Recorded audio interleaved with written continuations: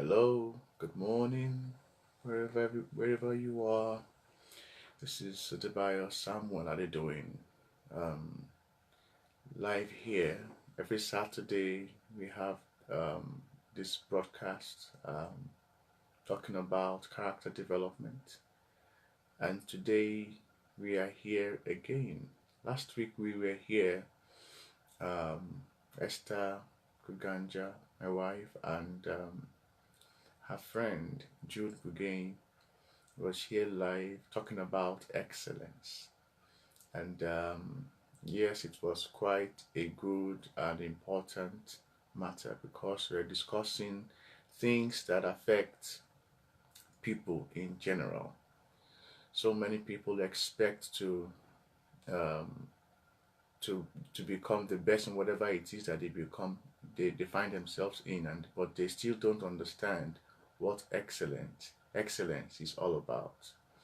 And it was a really interesting topic because they came to give us the understanding that actually it's things that we do that we try to get better at.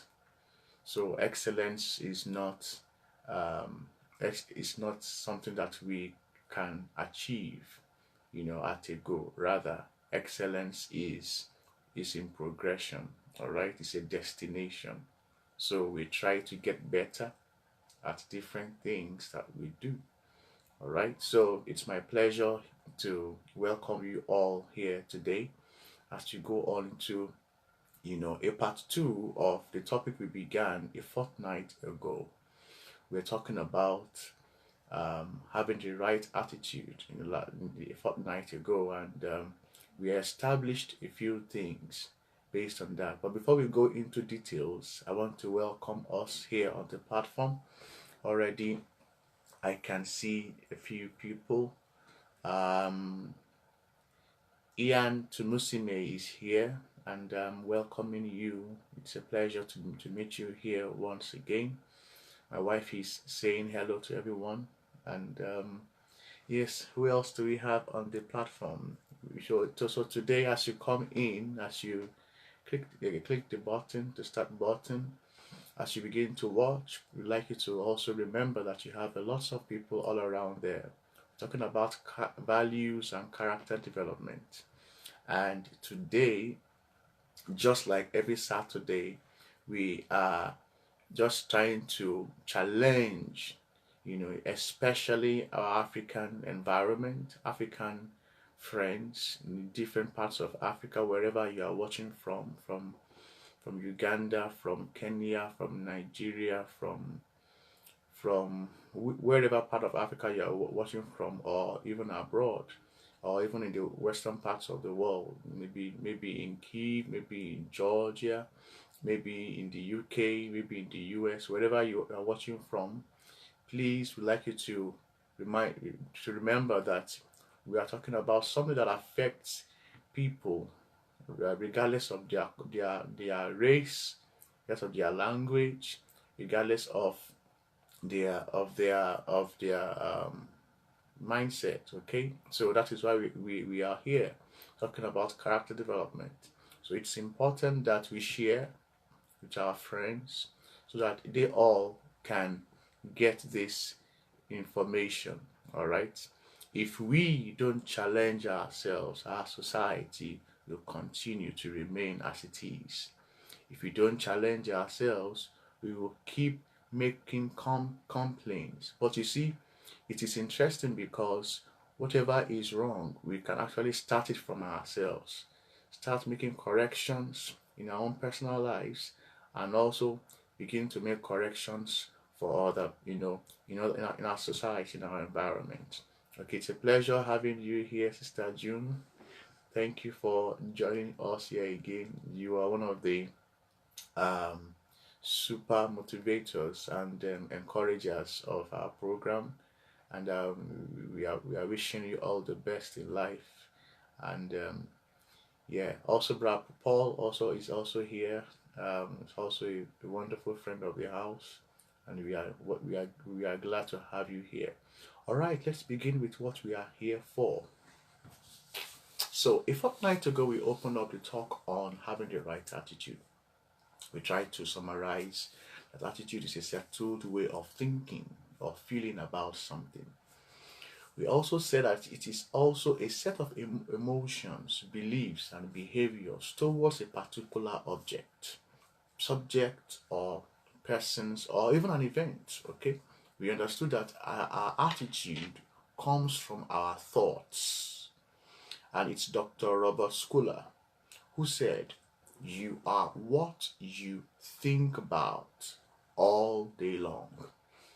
What does that mean? That simply tells us that every now and then, when we are going out, when we are doing stuff, when we are working, when we are with our families, with our friends, when we are on our own, when we are at work, when we are doing business, the set of things that we think about, they actually form how we behave. They form what we are doing. They form our choices. You know, it all becomes a personality that we build over time. So you are what you think you are all day long. All right. Now, and there's something else I'd like to point out here. Apart from we thinking about different kinds of things, those things that actually form our personality. All right. We must understand something in whatever it is that we're going to be doing, or even in this broadcast. According to Shakespeare, Shakespeare in one of his books said, and I think Hamlet, he said, "Nothing is either good or bad. Thinking makes it so." Nothing is either good or bad. Thinking makes it so. What does that have to do with us? You know, whether you form your attitude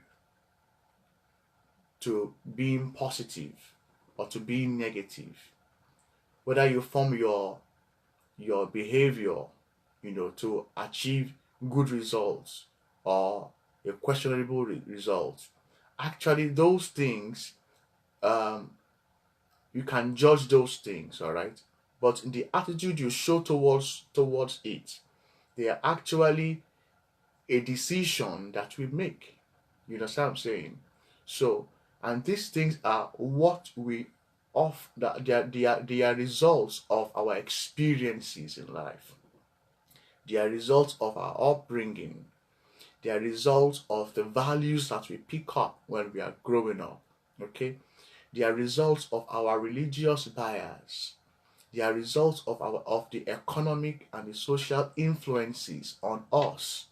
Some of the ways we behave today, they are not actually what we were taught when we were growing up.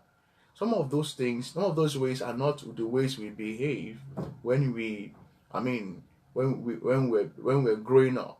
But sometimes economic and social issues or societal, values, they influence the way we behave. So, what do we mean? So there is a strong connection between our personality, our mind, and our attitude.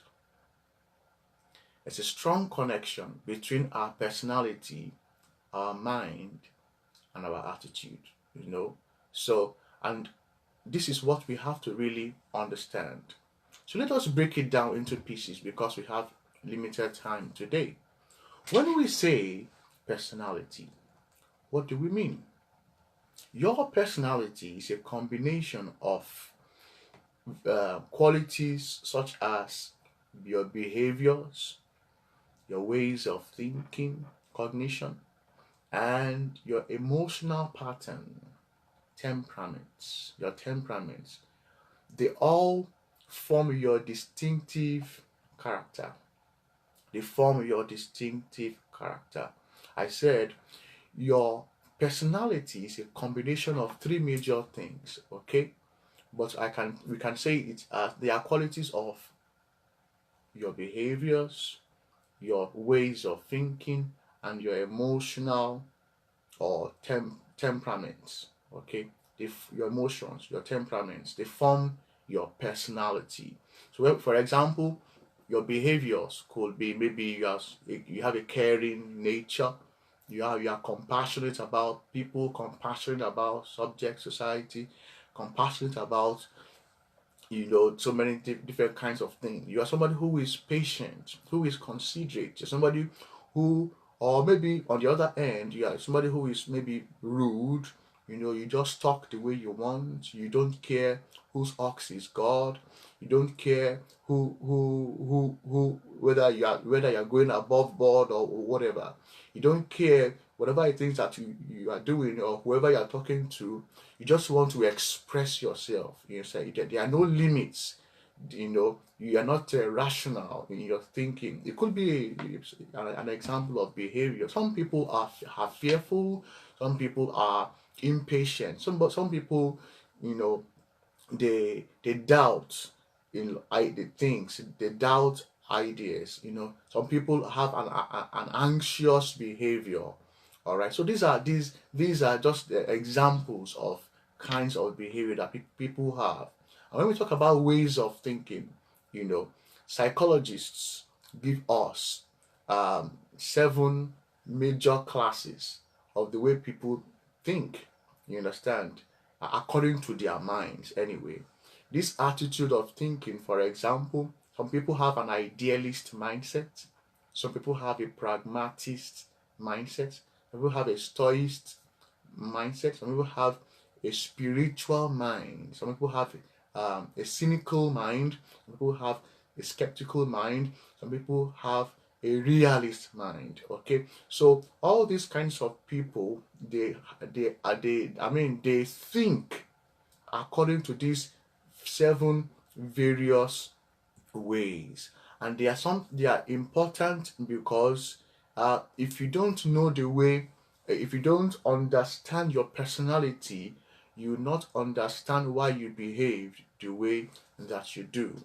Okay, now finally, the emotional part of your personality, could be whether you are an extrovert or you are an introvert. Some psychologists tells us that we have people who are choleric people, some who are sanguine, some who are phlegmatic, some people who are melancholic. All right, so these three different areas are areas that are usually crucial, and if we do not understand ourselves, we will not know how to behave. I mean, how to manage our personality, whatever thing that we are doing. Now, what kind of personality do you have? Um, so some people have just joined us. I just want to mention a few people's name, just to acknowledge them, that we know that they are here, and yes, we appreciate them coming. Here is Hope Kamigisha. Thank you for joining us today. Charlie Jacobs, Mohammed is also here. Teresa um, Kileshe is also here. Thank you for joining us here. So great. Now, now we want to go into the kinds of personality that we have. Okay, because if we don't understand the way our personality, we don't understand how our mind works, then when we are faced with several issues, when we are faced with several challenges, when we have to deal with people every now and then, we will keep making this repeated thing, and then we will not be thinking of how people are perceiving us. We will be in between. Am I doing this right? Am I doing this wrong? We will be in between. Should we uh, act this way or that way? Okay. So I will be taking our personality from the perspective of our mindset, because everything begins from our thoughts. Okay, so I'll be talking about the 7 categories that some psychologists have given to us of different kinds of people, according to their mindset. So I want to begin first with the idealist person. Now, the idealist person tends to look at life in terms of how perfect it could be. They look for ways in which life is good. They look for the progression of things. You understand? They want to see how better it can become. They want to see, you know, you know, that they have done something in the past. They want to see how they can move it forward. Okay. So there is a progression in their way of thinking. Their mind is built up so that they look for ways to which some things fit perfectly well in different situations, or to ensure things follow an ideal pattern. Now, if they are trying to do something, or if they if they are with a group of people that don't follow the ideal pattern, to them in their mind, it's all rubbish, it's all nonsense. Okay? An ideal person thinks that truth is beauty. Okay? Something that is perfect, is truthful. All right? Every now and then, if you go to check it, if you go to weigh it, if you go to assess it, you will see that it is truthful. All right? Truth is beauty, is beautiful. All right?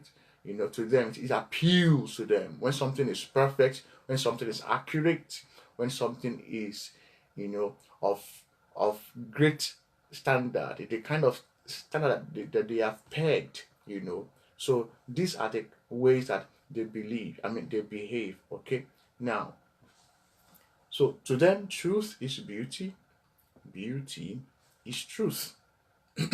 All right, now, what attitude do you expect from the idealist mind?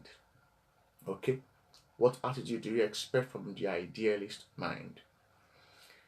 Of course, in whatever thing that they are doing, in whatever areas, whatever things that you present to them, what they'll be looking out for, their attitude towards whatever it is that they have before them, is perfection.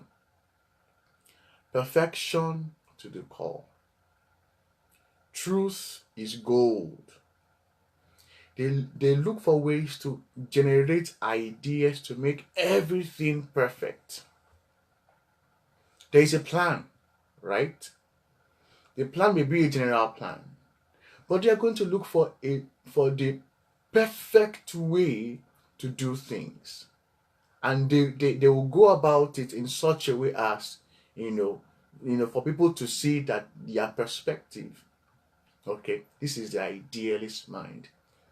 The trouble with this kind of mindset is that they assume things should be perfect in all cases.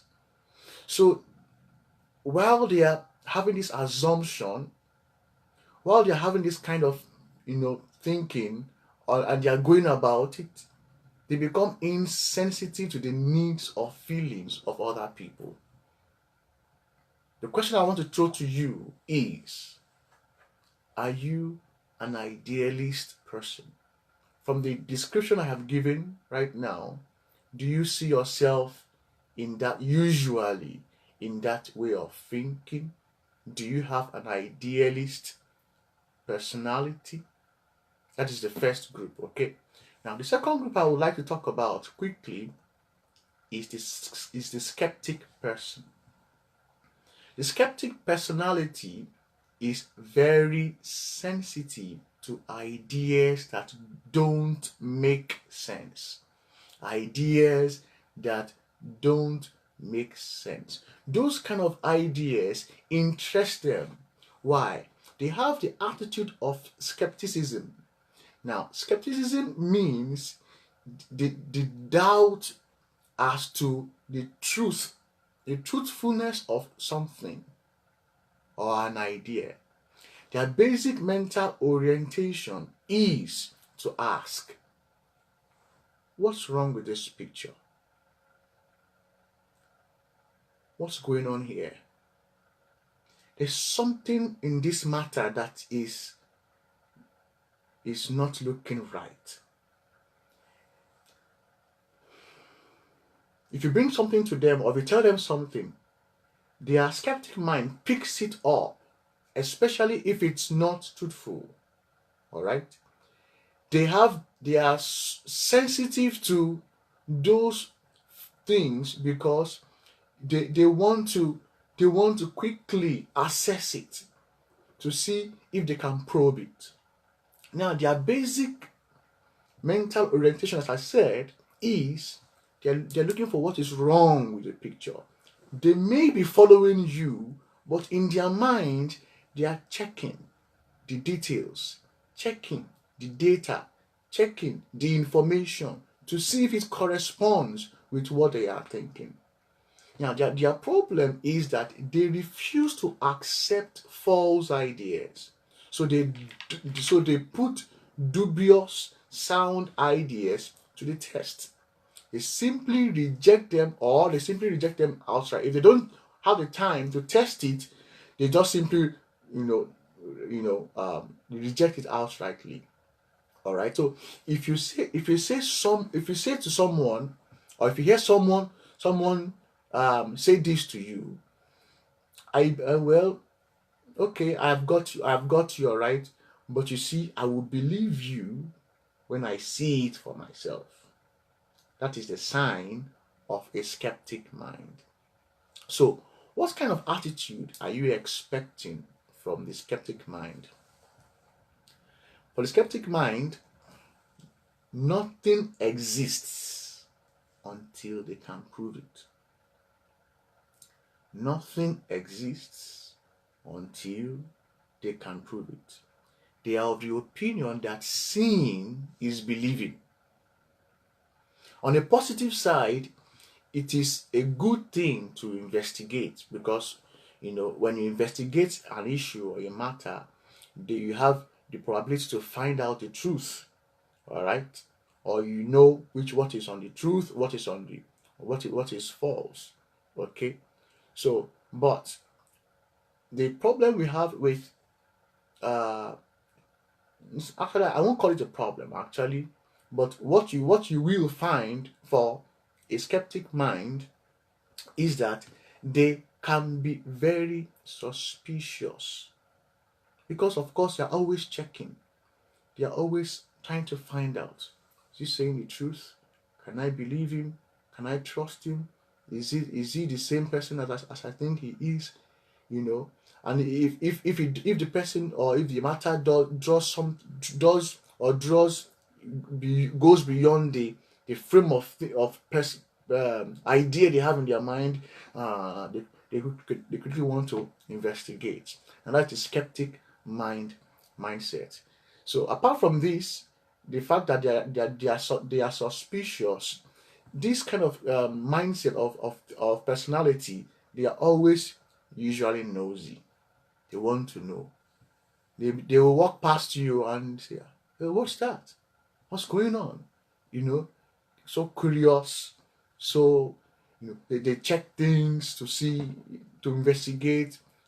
So those kind of character, is what this kind of personality exhibits. Okay. The question I want to ask you is: are you a skeptic person?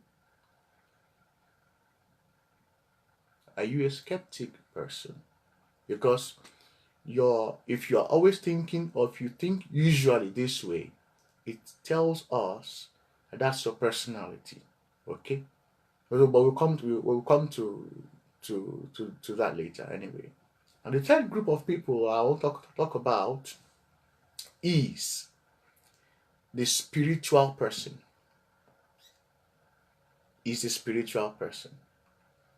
Now, when I give you this description, you will agree with me that today most Africans have become spiritual persons. Okay? Not because of the name, spiritual. Okay, but because of the way we we have been, our environment has recreated or refashioned us. You see what I'm saying? So the spiritual person gives their lives a consistent emotional meaning or you know sense of order. So they try to put things, you know they try to make sense of everything, you know uh, you know to see if those two things conform to a universal truth. They look for higher meanings. They connect different kinds of things, even to the trivial matters. They connect them to, is it coming from a higher source? Could there be a superpower? There could be the hand of the gods or the hand of God in this matter. That is the spiritual personality. Okay. Now, the spiritual person makes sense of life in whatever way brings comfort and joy. This usually means believing in something esoteric, which gives life a higher meaning. So, a spiritualist personality will tell you, I believe everything happens for a reason. Now, so I hope we are getting there now, because today, um, in Africa, many of our pastors, you know, and pastors or Christian brothers, they have made many people to speak this way, but it doesn't actually mean that you are a spiritualist person. You may naturally speak that way, but you may have a different way of thinking. Okay, but so if you are a person that usually thinks this way, that usually associate everything with God, you know then there's a possibility that you are a spiritualist person. Okay, if 80% of the time you are always thinking that way, you are always you know associating things to that kind of mindset, then you're a spiritualist person. Okay, now what kind of attitude should you expect from a spiritual mind? You know the answer. The attitude is that there is the hand of God in everything. And so if it starts from God, it should end with God. If it starts from God, then it should end with God. So, or in whatever things that they're doing, even the mundane things that you expect every man or every woman to do without thinking, to do freely with their common sense, they want to involve God. All right? They want to involve God. Now, even those little things, as I've mentioned, things like, you know, normal day-to-day things, they involve God. All right. So they say that maybe let's commit this to the hand of God, and on things that you're supposed to do with your normal head. Okay, you find them, involving God. So the worst attitude that they can have when there is challenges is that they can wait. Is that they tend to wait on a higher source, a higher power to intervene in their matters. Okay, when they ought to do something. Okay, somebody fell into the stream, into the river. Okay, a deep river, and could not swim. Okay, so he's asking for the help of God. Meanwhile, there are people around trying to say, okay, hold this stick, hold this stick, hold this stick. The person is still saying, God help me, God help me. Meanwhile, people are around him.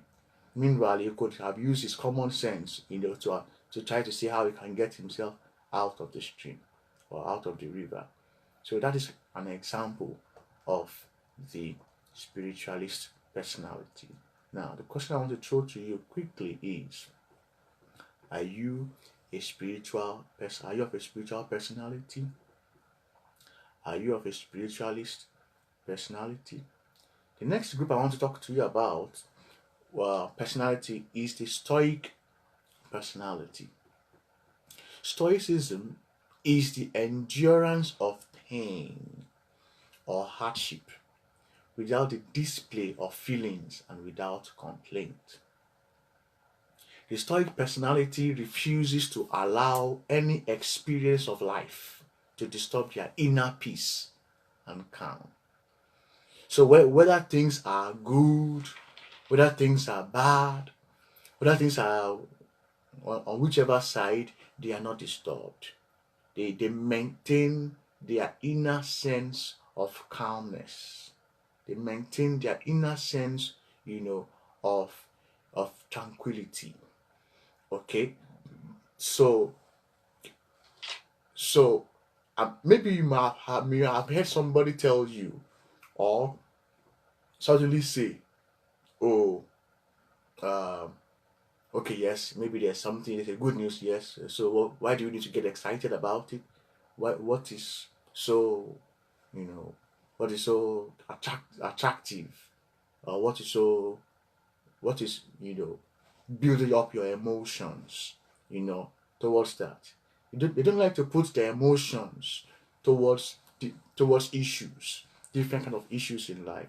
They just want to maintain their inner peace, their inner calmness. Okay, now, these kind of people, what kind of attitude are you expecting from them? They assume everything is meant to be. The good, the bad, the ugly. As far as it doesn't affect their inner peace, they believe in their mind that it is meant to be. They may not be spiritual people, okay? They may not be connected to any God, but they believe that some things are meant to be. Some things are designed to happen the way they are. Okay? So that's number one. Number two, you can get this kind of attitude from them, that even though they are suffering in a challenging situation, they accept it, as, well, since it is meant to be, then I must endure. Since it's meant to be, then I must suffer it. Okay? So they don't mind the suffering and smiling kind of lifestyle. You must have heard, if you are an African, you must have heard this song from this late musician that was singing suffering and smiling. So, generally was putting Nigerians, in the frame that we endure political, troubles, we endure societal or economic situations, we still party in that kind of challenges that we go through. So that is the kind of stoic mindset that we are talking about. So the question I want to ask us is, are you a stoic personality? Are you a stoic personality? From this description I've given, do you assess yourself as, do you agree that you are a stoic personality? Now, quickly, the last, I have two more personalities I want to talk about: the realist personality and the cynical personality. Now, the realist person It's a bit like the idealist person. But the difference between the realist person and the idealist person is that the realist person is um, always after actionable knowledge. Always after actionable knowledge. They like to turn their experience into actionable knowledge. They look at all the facts to assess the most plausible explanation and reasonable predictions. Their attitude is formed by facts.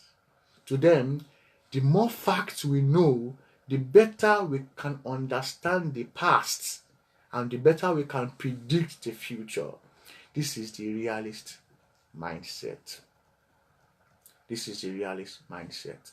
Now, what kind of attitude do you expect from the realist person?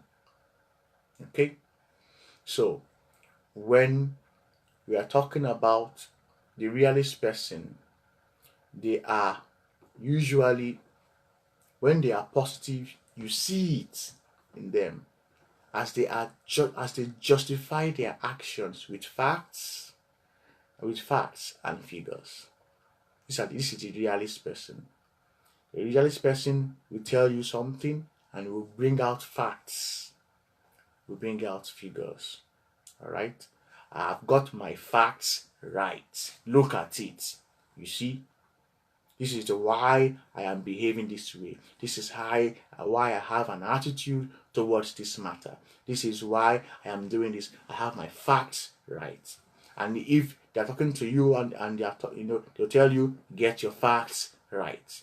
So to the realist person, they justify their actions or their attitude, with facts, with figures. The worst attitude that you can get from them is to assume or to presume that they know, but unfortunately, they cannot give you the facts right now.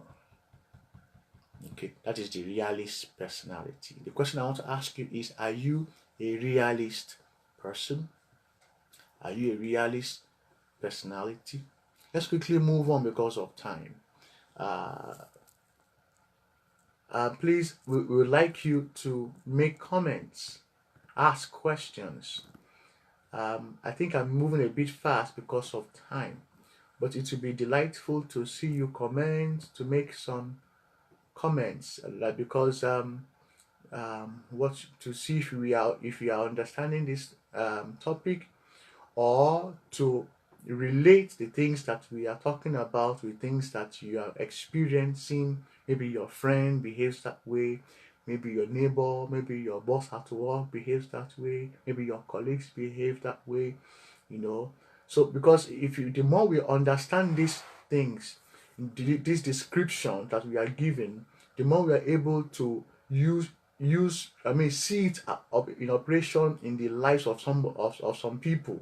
Okay, and then at the end of the day, you'll be able to say, okay, because they are behaving this way, this is how we should play along with them. Okay, so Sister June Bugain says some people are skeptical because they might have been let down in the previous times. Okay, now in all the personalities we are talking about, I am talking about, you can conclude that somebody is that kind of personality if the person usually and normally behaves that way, maybe 80% or 90% of the time. Okay, yes, but the reason why I said this is because in us, there's a possibility that you have different kinds of these personalities in different percentages. So you may dominantly be a realist person, all right, but you may have some minute attributes of maybe a stoic or a cynical or a pragmatical, based on maybe individual situations. All right. So we can make that conclusion. Okay. But if the person most of the time have this kind of attitude, have this kind of mindset, then we can say the person is dominantly a pragmatic person. The person is dominantly an idealist personality, or or things like that. Okay. So thank you, Sister June, for making this comment, and it is a pleasure to be reading it as well. If you're also joining us at I've not welcomed you, please, I'm welcoming you officially to the platform, and we're about coming to the end of gradually coming to the end of the broadcast. All right. I'll just mention a few other things, and I'll quickly tell us why your personality, your mind, and your attitude have a great connection, and how you can comport yourself, and you can what you should be looking out for, based on how what your attitude is, to different things and at different times. So quickly, let's look at the cynical person.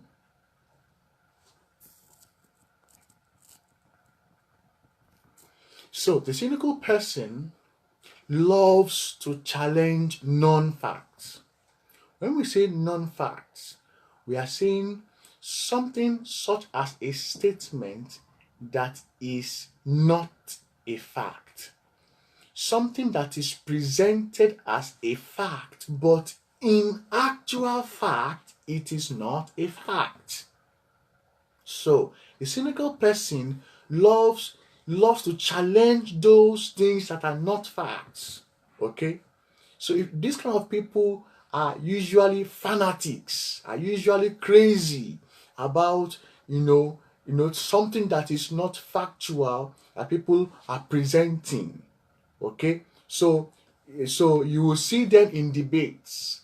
You will see this kind of people on the street making arguments on a particular issue. You will think that issue is a national crisis, but meanwhile it may be a trivial matter. It may be about sports. It may be about music. It may be about whatever it is. But when somebody brings something that is not a fact to them, and in their mind, they say, "Oh no," they'll become so energetic suddenly about that matter, and they try to challenge that non-fact. So they refuse to be misled by bogus assertions. They are very adamant to believing, believing something that is not, it is not factual. They behave like a realist. The realist mind. It is just that to them, anything you say or you present to them that is not proven fact is nonsense. All right. So what kind of attitude do you expect from the cynical person? Well, what you can expect from them is that they usually criticize. They criticize others. They try to bring out their facts, and they try to look at the evidence. But they can go negative as well when they are not being fair. When they're just speaking out of anger, or when they're just trying to prove that yes, they are also there. They're also knowledgeable as well. So they will fall short of proving that matter, or bringing out evidence. Okay, so they will be quick to judge. So these are the kind of characters that is that is manifested by the cynical personality. Are you a cynical personality? Quickly, let's talk about the pragmatist person. So, when we talk about pragmatism, we're talking about those people or those kind of mindsets that assimilates information, and then they sieve it and bring out what is useful, what is practical to them. They are not bothered about viewing things. They're not bothered about assessing things or making truth, their way of life. They are not concerned with whether something happened or whether something did not happen, whether it is truthful or whether it's not truthful. What they do is to just take in whatever information is useful right now, and then they move on. I'll give you a practical example. Somebody tells them, "Oh, there is fire on the mountain." They will say, "So you mean there is fire in the mountain?" "Ah, yes, there is fire in the mountain. In fact, the fire is burning down in the valley too." The next thing you hear from a pragmatic personality is that you say, "Okay, is there a way to escape?" Yes, there is a way to escape. Fine. That's all I need to know. That is a pragmatist personality. Do you have somebody like that as a friend? They are not concerned about details. They are not concerned about happening things. They are not so emotional about whatever is happening all around them. Okay? What they are looking for is what is useful. What they don't waste their time on stories. They're not bothered with stories. What they are bothered about is what is useful for them right now. What is practicable. If you are teaching them how to make something, and in fact, they hate watching people or movies, or I've met these people in classes, So they are trying to read a document, they will skip the major information.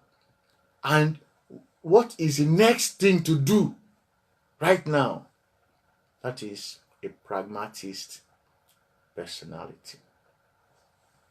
Now, what attitude do you expect from a pragmatist personality?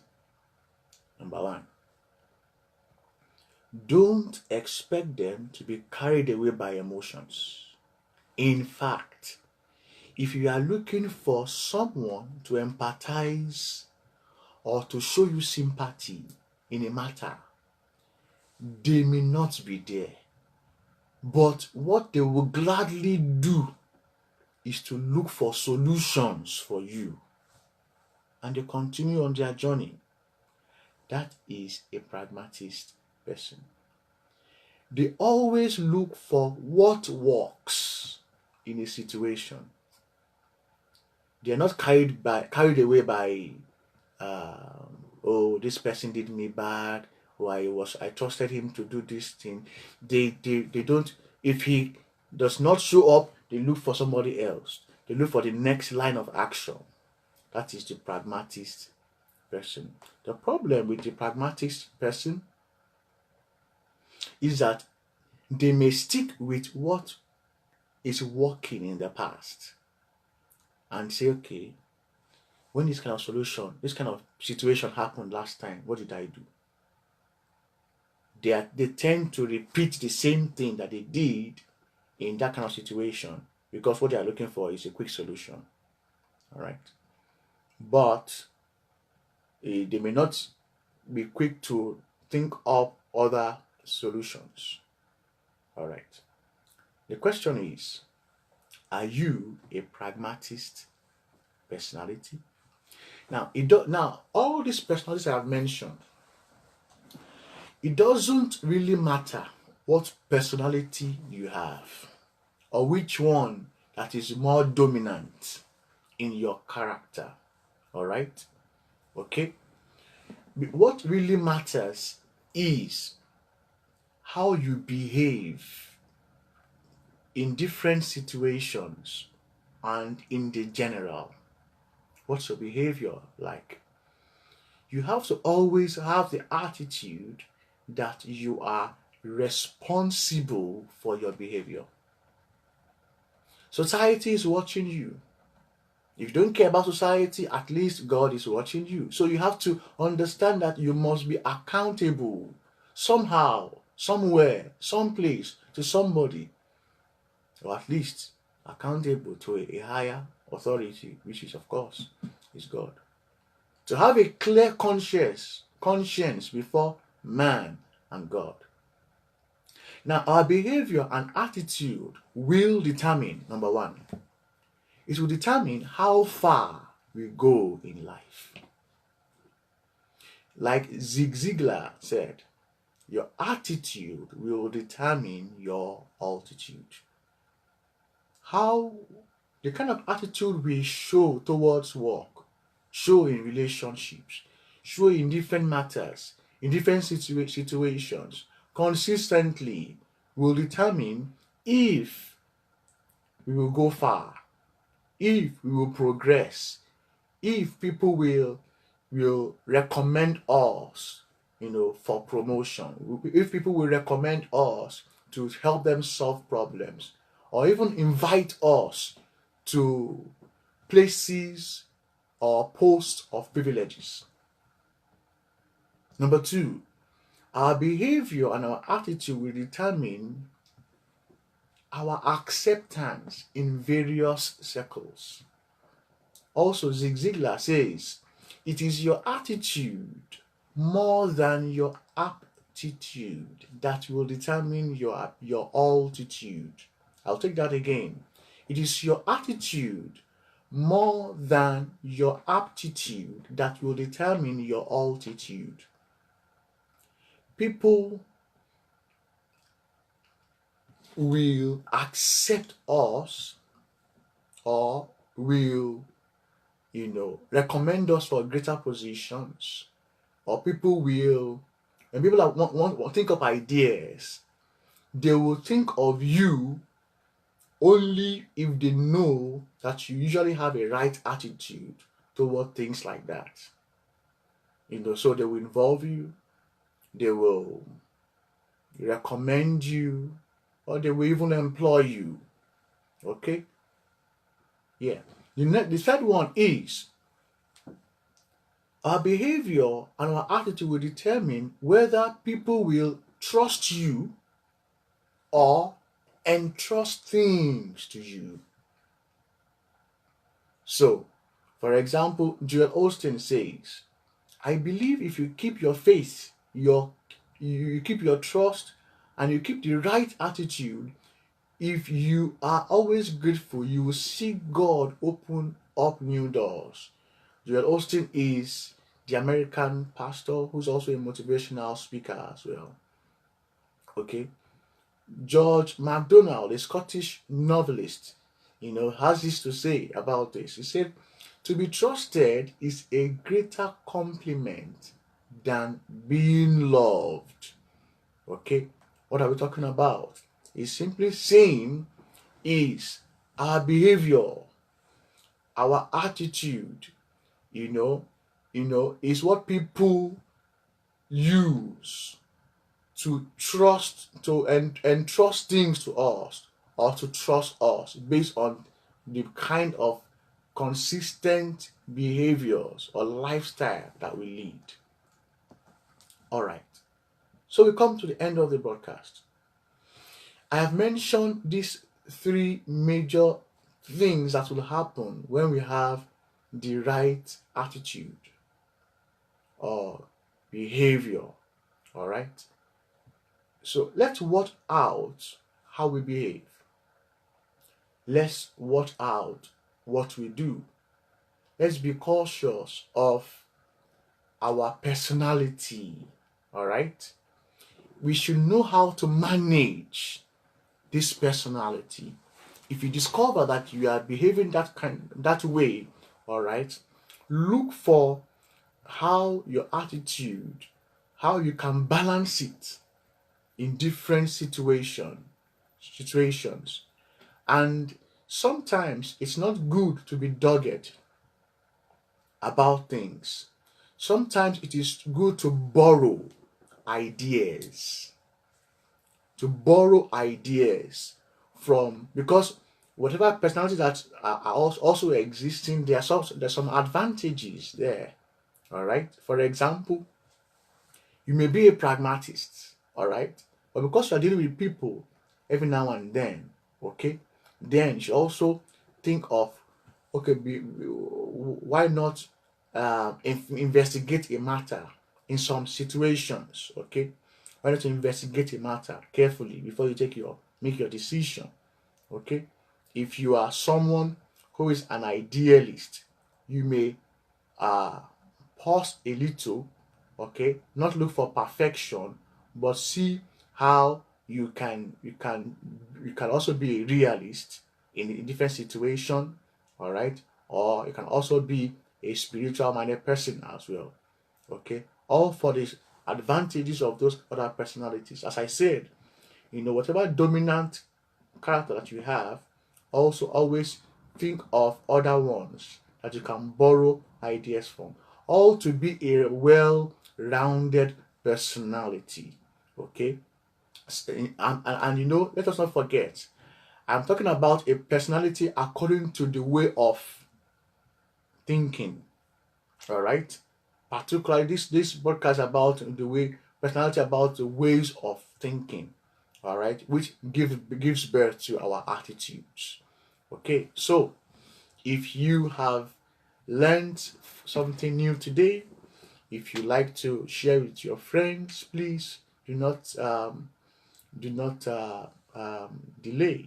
Please share the broadcast to your friends, to your colleagues, to somebody that can understand him or herself very well, because it is very vital that we learn how to have the right attitude when it comes to character development in this time and age where there seems to be a lack of character, in our environment, a lack of character in our society.